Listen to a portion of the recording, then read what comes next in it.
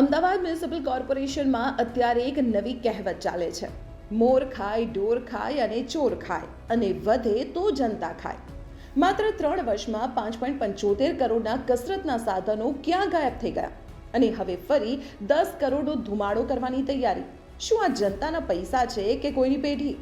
વર્ષ 2022-23માં શહેરના 300 ગાર્ડનમાં બાળકો માટે રમવાના અને કસરતના સાધનો નંખાયા.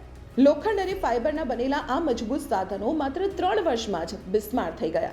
મનપા પાસે એનો કોઈ હિસાબ નથી કે જૂના સાધનો તૂટ્યા, ચોરાયા કે ભંગારમાં ગયા. હવે નવા સાધનો નાખવા માટે 2 માનીતી કંપનીઓને 10 કરોડનો કોન્ટ્રાક્ટ પધરાવી દેવાયો છે.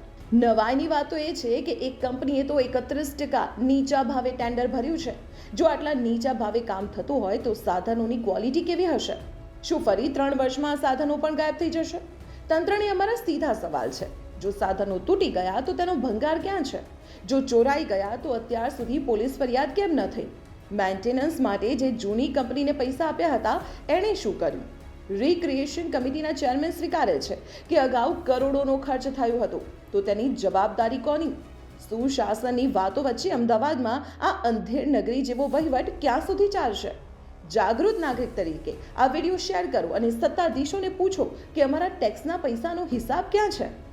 તમારો અભિપ્રાય કમેન્ટમાં ચોક્કસ જણાવજો અને આ વિડીયોને શેર કરો જેથી ઊંઘતું તંત્ર જાગે.